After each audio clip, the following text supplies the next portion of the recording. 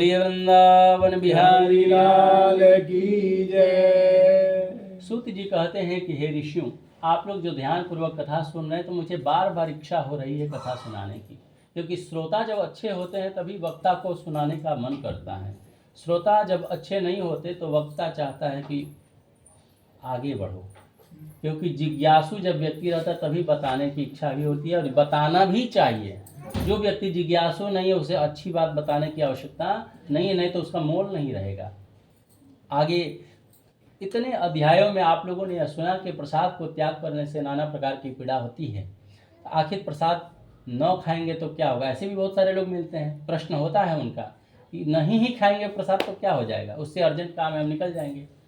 लेकिन क्या हो जाएगा आइए इस अध्याय में जानते हैं।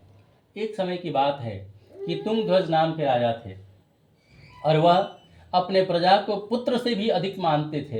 इतना प्यार करते थे, इतनी रक्षा करते थे, सदैव तत्पर रहा करते थे। लेकिन परिणाम यह हुआ कि जब किसी भी व्यक्ति का विरोध करने वाला कोई नहीं रहता है ना, तो उस मनुष्य को पतित होने से कोई रोक नहीं सकता, उसको गलत मार्ग में जाने से कोई रोक नहीं सकता और अधिक से अधिक संभावना गलत मार्ग पर जाने की बढ़ जाती है। परिणाम क्या हुआ कि वह शिकार करने के लिए जंगल की ओर चल पड़े और बहुत सारे निर्दोष पशुओं को उन्होंने मार डाला। जब थक गए, मारते मारते थक गए, तब बरगद के पेड़ के नीचे बैठकर आराम कर रहे थे। कुछ दूर ग्वाला लोग मिलकर के दूरी पर सत्यनारायण भगवान का धूमधाम से व्रत कर रहे थे, पूजन कर रहे थे। राजा को अहंकार हो गया। अहंकार जब होता है मनुष्य को तो अपने से बड़ा किसी को नहीं समझता। परिणाम हुआ कि ग्वाला लोगों के समीप नहीं गया कि वहां जाने से हमारा प्रतिष्ठा का हनन हो जाएगा, मैं राजा हूं और ये लोग नीच लोग हैं। और इतना अहंकार प्रचंड स्थिति में पहुंच गया कि भगवान को भी उसने प्रणाम नहीं किया।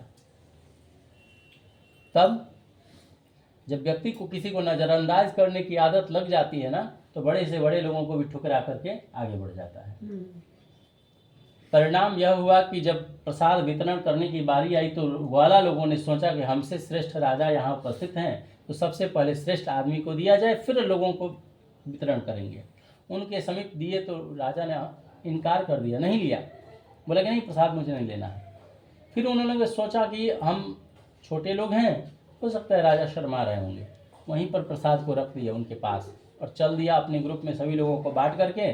फिर गीत भजन करते हुए अपने अपने घर को चल दिए। राजा उसी स्थान पर प्रसाद को छोड़ करके अपने दूसरे रास्ते से घर पर पहुंच गया। परिणाम 100 से अधिक पुत्र थे, वो सभी के सभी मरे पड़े थे। जितना धन थान था सब का सब नष्ट हो गया, अस्त व्यस्त हो गया, सब तितर बितर एकदम जीरो हो गया। राजा को एहसास हो गया, लगता है कि सत्यनारायण भगवान के श्राप के कारण यह सब कुछ मुझे मिला है। प्रसाद त्याग करने का परिणाम मुझे मिल गया, तुरंत, देर भी नहीं हुई। इतना देखने के बाद उसने विचार किया कि अब मुझे वहाँ जाना चाहिए जहाँ भगवान का पूजन हो रहा था। अफसोस होने लगा, गलती का एहसास हो गया। गया, फिर सारे ग्वाला लोगों को बुलाया और विधि विधान से अपना भी उसमें योगदान दिया और तब फिर से श्री सत्यनारायण भगवान का व्रत किया। पर और भगवान से क्षमा मांगा राजा ने कि हे प्रभु, हमने जो अपराध किया है उस अपराध को क्षमा कर दीजिए। भगवान तो दीन दयाल हैं, करुणा वत्सल हैं, इनकी कितनी भी महिमा क्यों न गाई जाए काफ़ी कम है। क्योंकि शेष जी हजारों फंड से यदि व्याख्या करें भगवान की महिमा का तो नहीं कर सकते। सरस्वती यदि अपनी वाणी से व्याख्या करें तो वह भी नहीं कर सकती। हम और आप तो साधारण मनुष्य हैं, लेकिन फिर भी जितना हो सकता है उतना करके कोशिश करते हैं। जिस प्रकार से एक जंगल में लगा हुआ आग को बुझाने की कोशिश एक कौवा करता था, एक चोंच में पानी भर के उस पानी से कोई फर्क नहीं पड़ता, उसी प्रकार से हम सब तुच्छ प्राणी भगवान की महिमा क्या गाएंगे, लेकिन जिसका वेद भगवान भी महिमा नहीं गा सकते।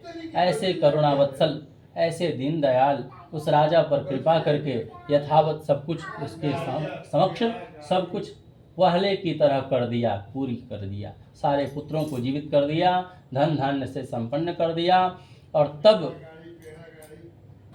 वह भी सुखपूर्वक जीवन व्यतीत करके वैकुंठ धाम को चला गया।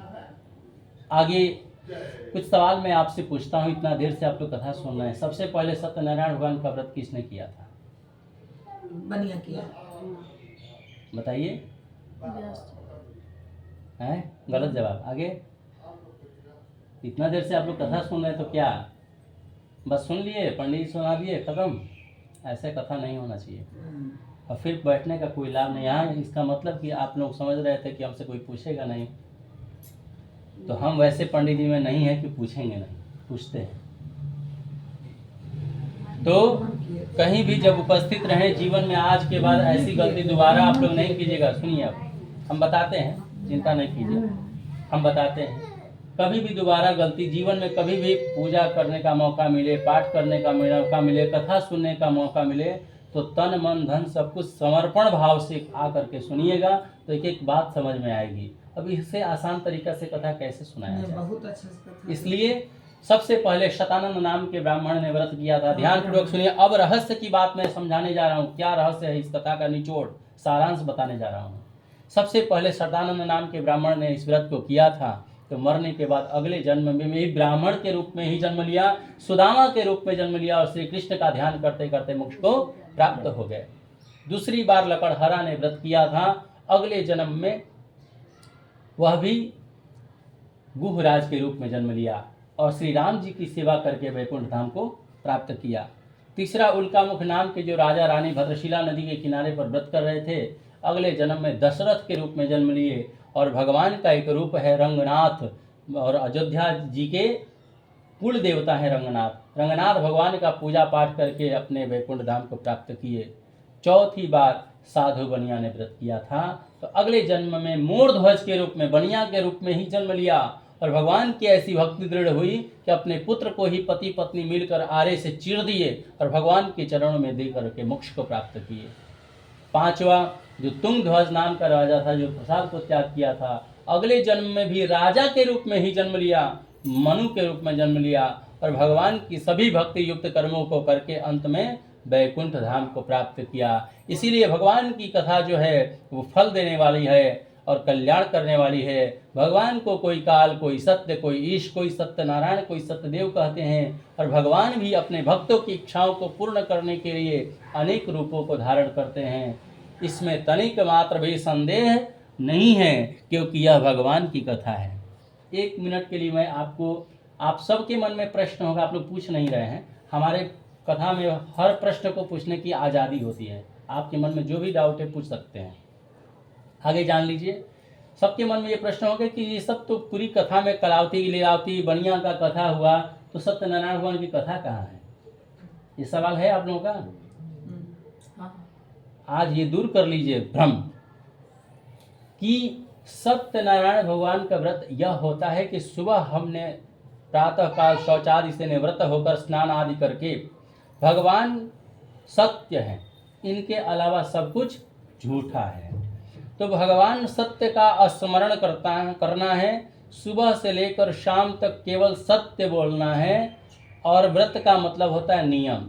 सत्य बोलने का नियम लेना है, और सुबह से रात तक भगवान का ही ध्यान और चिंतन स्मरण करना है, ताकि हमसे कोई पाप न हो जाए। और पहले पाप हुआ भी है तो भगवान के नाम लेने से पाप वो नष्ट होता है, और जैसे ही सायंकाल होता है तो सत्यनारायण भगवान का पूजन, माने भगवान नारायण का विधि विधान से पूजन करना चाहिए। और पूजन खत्म होने के बाद रात्रि भर गीत आदि करके भगवान का कीर्तन भजन करने में रात गुजारनी चाहिए।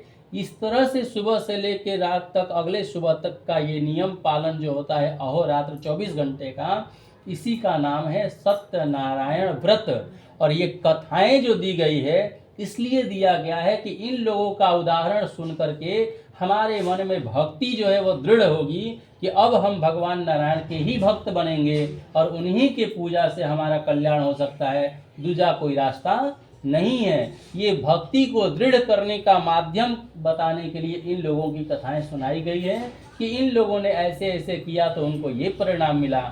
अतः हम भी इस भगवान का व्रत पूजन करेंगे तो हमारा भी कल्याण ही होगा। यही सत्यनारायण भगवान का व्रत है। बोलिए वृंदावन बिहारी लाल की जय। सत्यनारायण भगवान की जय बांके बिहारी लाल